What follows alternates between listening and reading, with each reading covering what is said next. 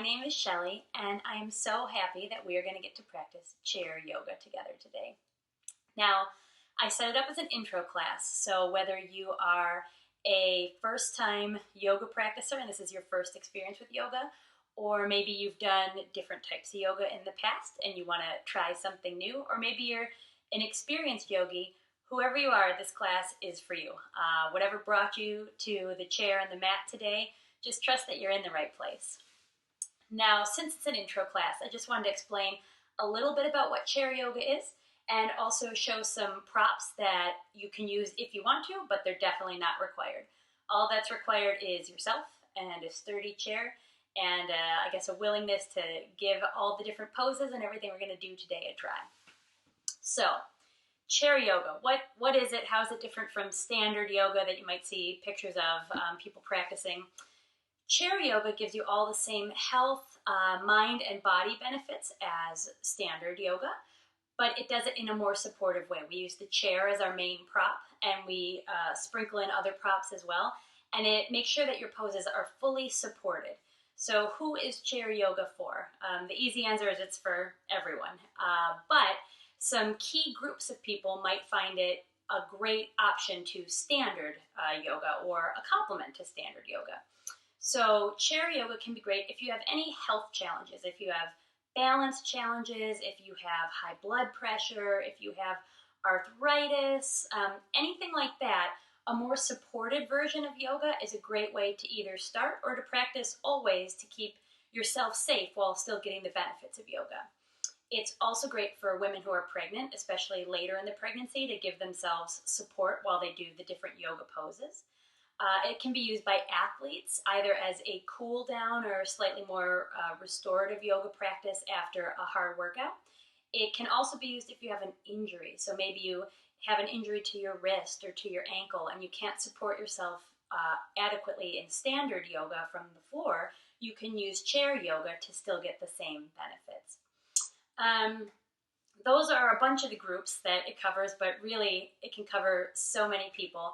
One other thing I wanted to point out is it's great if you work at a desk. If you're sitting like this, typing a lot, you're starting to get a lot of strain here, or you feel strain in your back, yoga can be great for desk workers because it's something you can do. You can learn these practices and do it at your desk. Maybe you're not allowed to leave for an extended period of time, but you could do some of these movements either while you work or just as you take a break sitting at your desk and get some movement throughout your day when you can't physically leave the chair and go for a walk or go to a yoga class.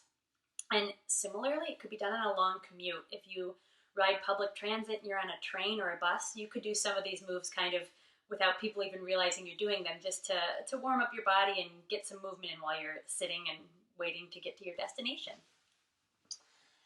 The goal of chair yoga is that we're going to find mobility, and we're going to do it safely. We're going to do it gently, but we also want to do it in a way that is supportive and beneficial to us. So you'll see that as we move on. I wanted to tell you some of the props, and like I said, all you really need is a sturdy chair. I have this folding metal chair that's really solid. You just don't want the legs uneven because if they're rocking, you wouldn't feel stable and it wouldn't feel as safe for you to practice. And I have mine sitting on a mat. None of the stuff we're doing today really requires a mat, but if you want a mat to give yourself a little extra cushioning or grip under the chair, and you have one, go for it. We also, in yoga, we often use blocks. Mine are cork. You might have seen foam ones. They are great for bringing the ground up to you, either under your hand or under your feet. But if you don't have a block at home and would like to have something, go grab a thick book. Feel free to pause the video and grab what you might need. But a thick book, remove the dust jacket so it has a little more friction. It's not going to be slippery when you put your foot on it. But that would be a perfect substitute for a block. We also may be using a strap. So my strap is a traditional yoga strap. I have it in a loop. If you don't have a strap, you could use a necktie. Again, try to get one that's a little less slippery so it can really help you when you use it. I grabbed this out of my robe, so this has a lot of friction and it's kind of soft. So if you can loop it around and maneuver your leg, that's the kind of thing we use a strap for. You could even use like a thin dish towel and fold it over a few times. And then finally, we may use a blanket at the end for some of the more restorative and cozy poses. Any blanket you have laying around will do. You can even grab one off your bed. And the same goes for pillows. You could use a bed pillow. I grabbed a couple from decorative bed pillow and a couch pillow. But whatever you have that's available, if it's a little bit of a firmer pillow, that'll be a little more supportive for the end. And that's really everything you need to know, I think, to start. So why don't we hop on the chair and get started? Set up my props. If you do have props, go ahead and put them within easy reach of the chair. All right. So when we begin, you want a chair where you can put your feet flat on the ground. So you can see my feet are flat and safe. I have my knees at relatively a 90-degree angle. If you have a really high chair, for some of the poses you may end up using a block or your book and put your foot on it to bring the ground to you. My chair is nice and low, so I'm able to keep my feet nice and flat. And how we're going to start is just with some simple breaths. Now, breathing is core to yoga, and it really helps to calm the body. And when you start to use your poses with the breath, you'll see that it's that much easier to do. You kind of get in sync with everything that you're doing between movements and breathing. So the way we want to sit is we want to have our head over our heart and our heart over our pelvis. And every body is shaped differently. Everybody's body moves differently. So this might look and feel a little different for everyone, but I want you to have at least the sensation of head over heart, heart over pelvis. And I'll turn just so you can kind of see. So I'm not sitting really rigidly straight, but I keep my head over my heart, heart over pelvis, and my back is relatively straight. And pull yourself a little bit away from the back of the chair. We don't want to be leaning on it when we start. If you ever need a break, that's completely fine. But for now, let's try to sit up nice and tall. And we're going to take one hand, put it on our belly, and another hand and put it on our heart. And we're going to take a deep breath in and let it out. Now in yoga, we do more conscious breath, and you want to be able to feel the hand on your belly actually move. You want to breathe all the way down through your lungs and make your whole belly move. We call those belly breaths for the obvious reasons. So let's try it again. We'll breathe in, breathe out,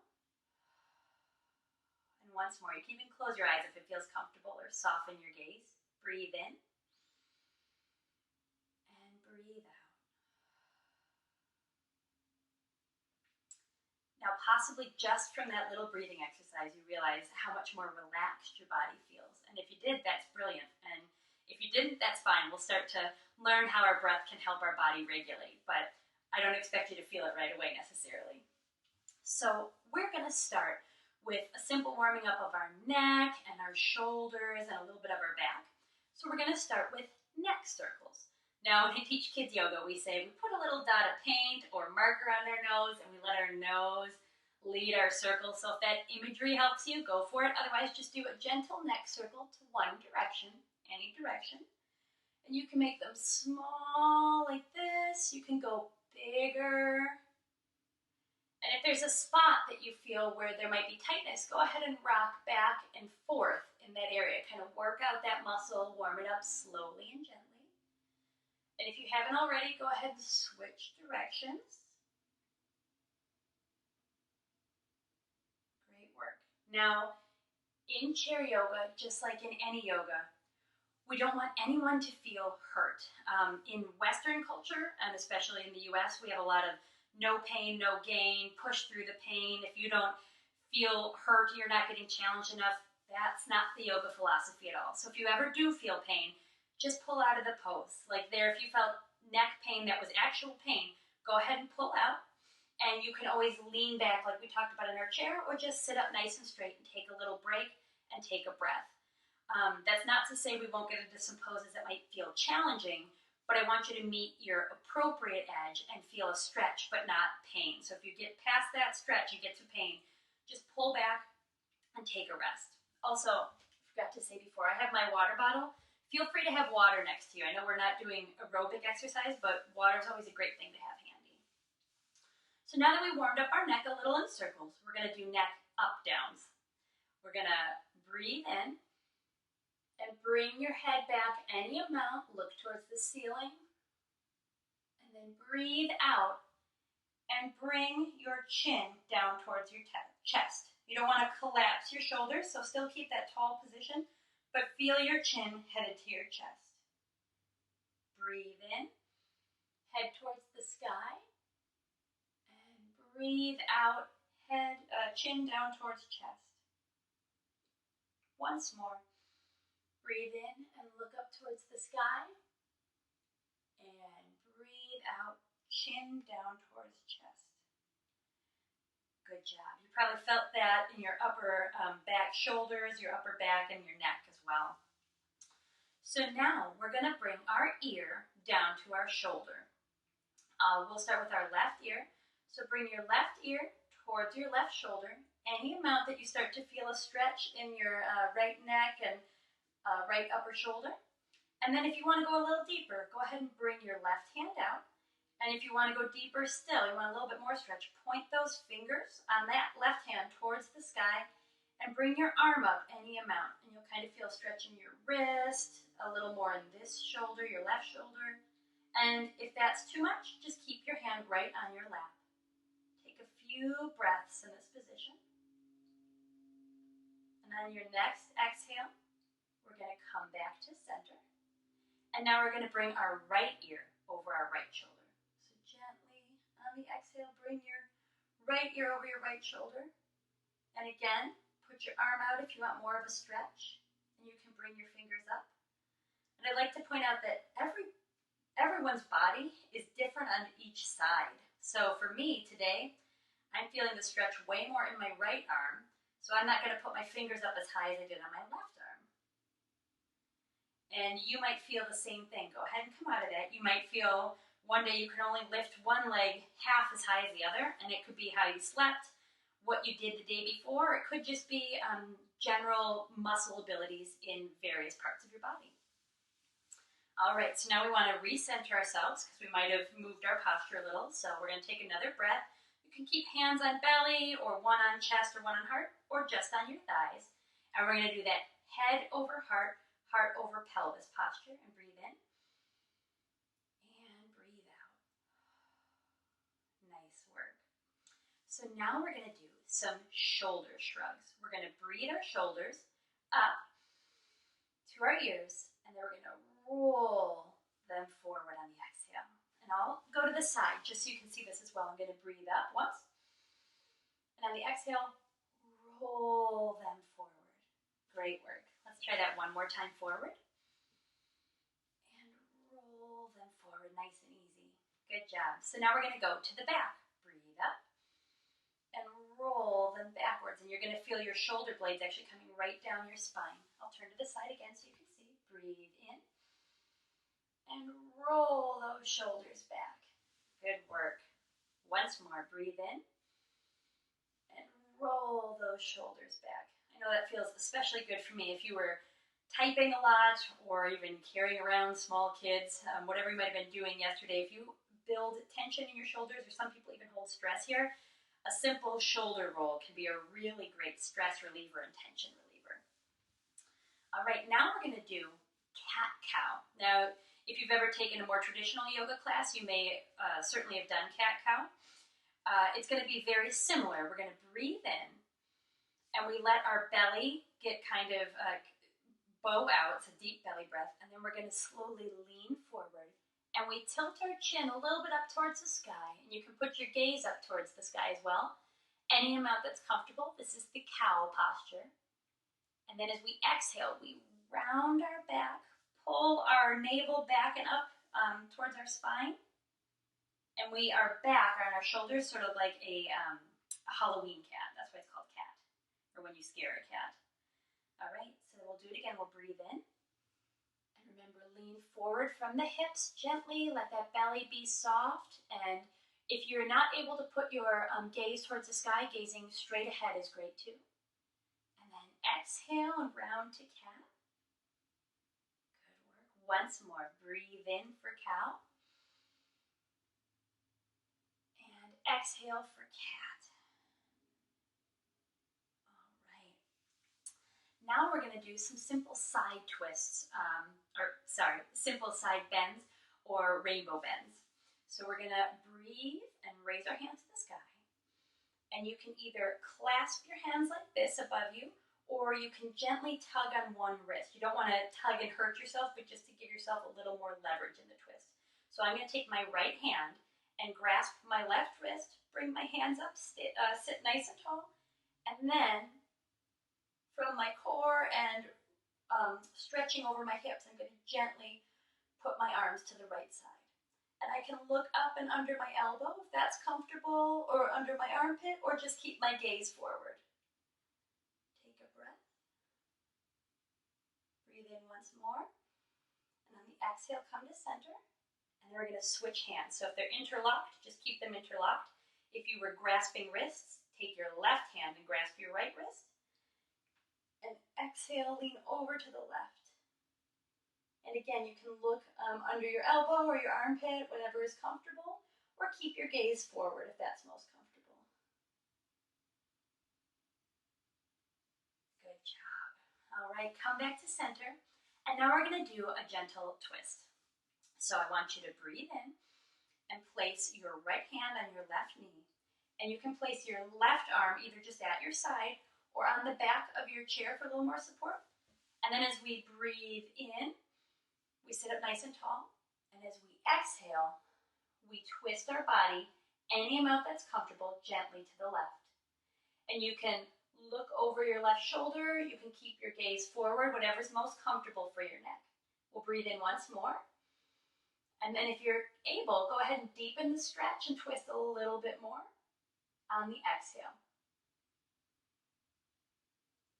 Then breathe in, and come back to center. And then we're going to do that on the other side. So take our left hand over to our right knee, right arm either next to us. You could even grip the chair if you need a little more support, or put it on the back of the chair. Breathe in to straighten, and then exhale to twist. And remember, you can look back over your shoulder, or keep your gaze straight forward. And then breathe in once more, and deepen, or just maintain the twist on the exhale. Breathe in, come back to center on your exhale. So we are going to make sure that we still have that posture, especially after twists. It's good to just keep practicing and making sure we see how that feels in our body. So we're going to breathe in and breathe out, and make sure that we have head over heart, heart over pelvis. And I did want to point out that in yoga, one of the really beneficial things that comes from practicing yoga regularly is a better posture, because you're strengthening your back muscles, you're strengthening your shoulder muscles, you're strengthening your ab or core muscles, and a lot of posture comes from your core. But if this is your first time doing yoga, just sitting up tall and straight like this for the length of the class could be very challenging. If it is, a little bit of advice of things you could do is, if you're just feeling a little bit of discomfort, just take a pause and breathe through it and find some ease just by breathing. If it's really starting to be too much, feel free to take a break and lean back on your chair a little. Take a break that way and then come back to it. Or if you're finding that it's really, you can't do the whole duration of the class, since it's recorded, go ahead and break it into maybe 10-minute segments or 5-minute segments, and then pause, come back to it whenever you're ready, maybe even the next day. And you'll slowly see yourself starting to build up stamina and strengthen those muscles, where you can do more and more of the segments together. But whatever it is, don't push yourself. Just work on doing the best you can while still feeling comfort. All right, so now we've warmed up our back and our shoulders and our neck. We're going to warm up our hands and our feet. So we're going to start with toe scrunches and lifts. I'll scooch just a little bit back, mostly so you can see me. You can stay in your position. But what we're going to do is, on the inhale, we're going to scrunch our toes. And on the exhale, we're going to spread them as wide as we can, like we can with our fingers. You can do that with your toes as well. That's something we practice in yoga.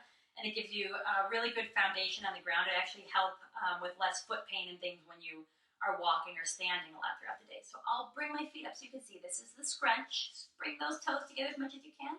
And exhale, spread them as wide as you can. So let's do that a few times. We'll breathe in and scrunch. And exhale, spread the toes. Breathe in and scrunch. And exhale, spread the toes. And once more, breathe in and scrunch. And exhale, spread them as wide as you can. Good work. Now we're gonna lift and lower our heels. We'll start with one foot and then the other, and then we'll bring them together. So we're gonna lift one heel up. I'm lifting my left and keeping the balls of my feet and my toes on the ground. So you're gonna feel this stretch all through the back of your calf. And then lower, and then breathe in. Raise your other leg up. And lower. Good work. Now we'll do them together a couple times. So breathe in. And lower. Breathe in. And on the exhale, lower. And once more, breathe in. And on the exhale, lower. Nice. All right, now we're gonna do some leg lifts. So I'm gonna use my strap for this. If you don't have a strap available to you today, you can still do the whole exercise without a strap. The strap just gives us a little more support and control as we do it. So I am gonna use my strap, and as I showed you before, I have a loop in it. If you're using something like a bathrobe, just go ahead and tie a little loop in it. And I am gonna loop it over my right foot. And then I'm going to raise my foot up on the inhale. And on the exhale, I'm going to bring my leg out to the side. Now you want the strap either in the middle of your foot or towards the balls of your feet. Don't let it go down to the heel or it might feel slippy and a little odd. And then I'm going to breathe in. And bring my leg either right to the center or even a little past center. And I can even change hands in my strap. Good work. Let's breathe in, and on the exhale, bring your leg back out once more. And you'll feel this stretch kind of along the whole leg, especially in the inner thigh. Breathe in and bring it back. And on the exhale, go ahead and bring it across your midline if you're able. Good job. And then lower the leg. Let's try that on our left leg. Slip the loop back around your foot. We'll breathe in. And then on the exhale, we'll bring the leg out. And then inhale. And on the exhale, bring it across if you're able. Breathe in. And on the exhale, extend the leg out away from you. And breathe in. And on the exhale, bring it across. Great work. Now we've got our legs warmed up. We're going to also give ourselves a little ankle circles to warm up the ankles and get some circulation. So I want you to breathe, and on the inhale, we're going to lift our right leg up, and then we're going to just point and flex, point and flex, point and flex our toe. And then we're going to do some gentle ankle circles as we start to lower our leg. And if you haven't already, go ahead and change the direction. You might hear some cracks and pops. I know I hear that in my ankle when I do it. It's totally normal. And then put your foot planted straight on the ground. Let's do that with our left leg now. So breathe in, raise our leg up, and then we're going to point and flex, point and flex, point and flex. And then we're going to do our ankle circles as we lower that leg. Go ahead and switch directions. Wonderful work. All right, now I feel like our legs are fully warmed up. So let's move on to our hands and our arms a little. So what we're going to do, let's realign and make sure our posture is good again. So breathe in, head over heart, heart over pelvis as we exhale. Good work. We are going to take our arms out like this, right in front of us, and we are just going to circle our wrists. Now, if doing two at once is hard, go ahead and just circle one wrist at a time. You can even put this arm down if that's easier for you. Or you can do it, and you can also do them in the same direction and then reverse, or do them in opposite directions. Really, whatever feels good for you. We're just building up some better circulation in our wrists and getting our hands moving in a gentle and beneficial way. Good job. Now, with our arms still extended, we're going to bend our fingers down, and this is more of a static hold, and this helps stretch out the wrist. Now, if you have tight wrists, you might only be able to go this far. That's totally fine. Go only as much as is comfortable. We'll take a breath here in and out. And then we're going to raise the fingers on our right hand, bring our left hand over, and gently, very gently, don't want any pain here, but push back on the fingers to get a reverse wrist and forearm stretch. And if that's too much, just leave this hand down. This might be more than enough stretch for you. Take a breath in and out. And then the same, left hand, fingers up. Bring your right arm around. Take a deep breath in and out. Good work. Now, we'll take a break. We're going to shake our hands out a little. You can even do a few more circles if you want. And we are going to take our arms up as we breathe in. Breathe them down to cactus arms. And we're going to scrunch and stretch our fingers. Now, this might sound really familiar. This is very similar to what we did with our toes, right? We're going to do it with our hands as well. So as we breathe in, scrunch those fists. And then as you breathe out, make big starfish hands. Breathe in, scrunch those fists, and breathe out. Big starfish hands. Let's do it one more time. Breathe in. Breathe out. Great job. Okay. So now we've done a lot of really good warm-ups. You can see how a lot of these could be done at your desk or even at your kitchen table, maybe before you have a snack, something to help just get some movement into your body. We're going to do one seated sun salutation series, which is a little bit more moving, but not so much that it's going to be super challenging for anyone, I wouldn't assume, and you're welcome to modify it as needed. So if arms up is too much, you can just keep arms on your lap. So let's give it a try. For our sun salutation, we're going to breathe in, and then we're going to breathe out and bring our hands back to those cactus arms, and you can even do a little bit of a back bend if it's comfortable, and look up towards the sky, sort of like we were doing with our cat-cow. And then we're going to breathe in, put our hands up, and then we're going to breathe out and bend, starting at our waist, bringing our arms all the way down, and this is forward fold. Now, if you have any blood pressure issues or balance issues, just go as nice and slowly as you need.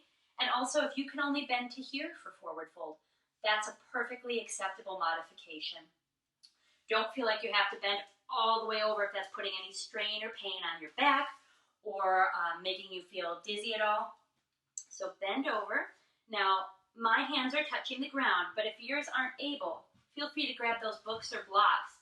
Put your hands on the blocks so you feel grounded. And the cool thing about them is there's different heights depending how you set the blocks down. So wherever is your comfort level today. If you're able, feel free to bend all the way down. Relax that body, and your head will be pretty much between your knees. And then we're going to breathe in and come back up. Good job. So we're going to do that 2 more times, and we're going to incorporate a leg squeeze if it's comfortable for your body. If it's not, just skip that part today and stick with the sun salutation as we just did it. So breathe in, arms overhead, breathe out, cactus arms, and a gentle back bend. Breathe in, arms back overhead. Breathe out, forward fold, hinging at your hips. And then on the in-breath, I want you to hook your hands, interlock your hands, and hook them behind your right leg. Breathe in and pull your right leg up any amount. It could be here. It could be pretty much on the ground. It could be up towards your chest, whatever is comfortable today. And then on the exhale, I want you to round your back and shoulders a bit and bring your nose towards your knee. Now, I don't expect your nose to touch your knee. It might be here. As long as you're feeling a little bit of a bend and a rounding, that's what we're looking for. And then put our leg back on the ground. Okay, we're going to do that on our left leg now. So breathe your hands up. Exhale down to cactus arms, gentle back bend. Breathe your hands up again. Exhale, forward fold. On the inhale, hook your hands behind your left leg and bring it up any amount that's comfortable. And on the exhale, bring your nose to your knee. And then release. Great work. So we're going to keep building on the foundations that we've learned today, and we're going to learn different poses with each class, but you can see how there is a great balance of gentle stretches, and then we do get into some movement poses as well. And after we do the movement, if you at all feel dizzy or lightheaded, just because we've been going up and down and placing our head in different parts of our body, feel free to just take a breather, lean back, maybe have a sip of water as needed. So now we're going to do our cool down, and we're just going to do gentle leg lifts, and you can choose to just lift your leg up bent or lift your leg out extended, really whatever is most comfortable. So we're going to go breathe in 1, exhale, breathe in, exhale, and again it can look like this, breathe in, exhale. Let's switch legs to our left leg, or whichever leg you weren't doing before. Breathe in, exhale, breathe in, exhale. And I also want to point out, you could even just do a heel lift like we were doing before as well. Last one, breathe in and lift, and exhale. Nice work. Now we're going to breathe our arms up, cross them overhead, and then exhale them back down. Okay, once more. Breathe your arms in, cross them overhead, and exhale them back down. Breathe our arms in, cross them overhead, exhale them back down. Nice work.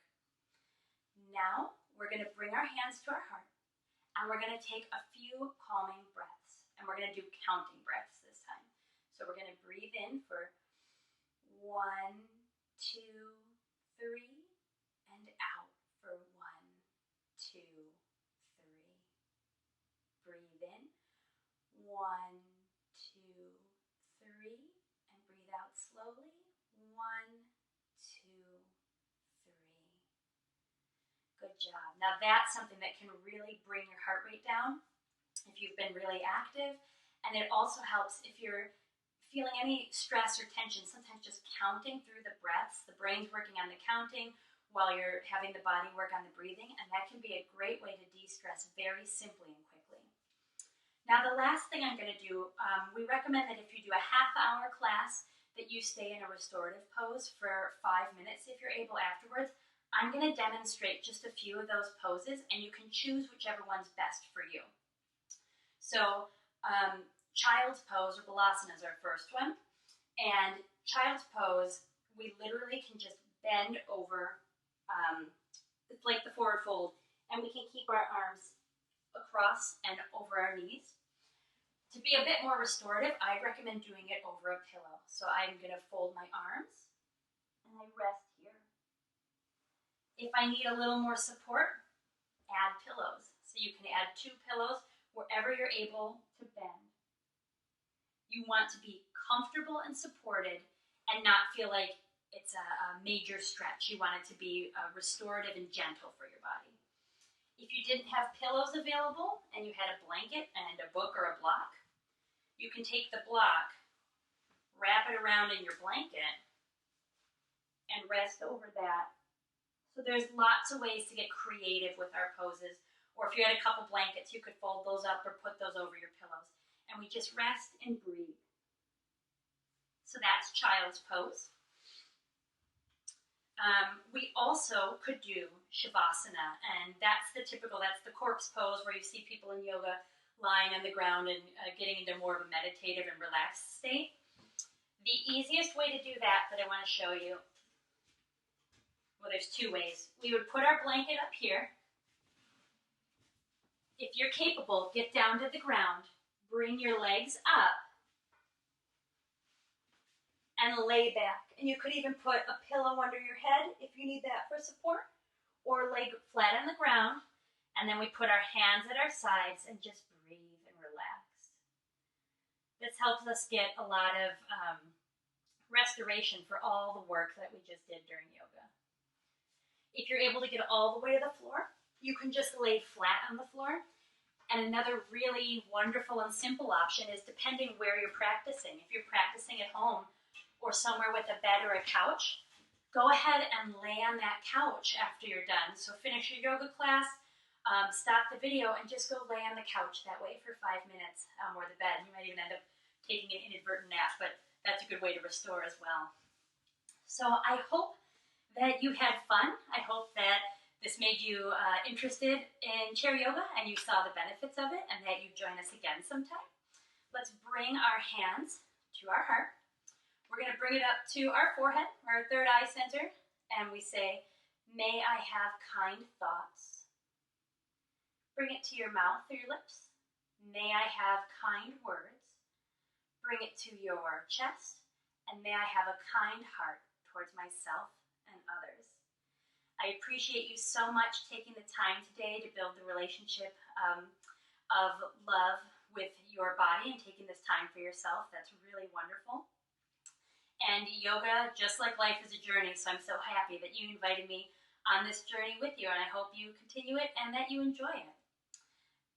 The beauty in me sees the beauty in you. You guys are all beautiful and wonderful. And I just wanted to say thank you again, and namaste.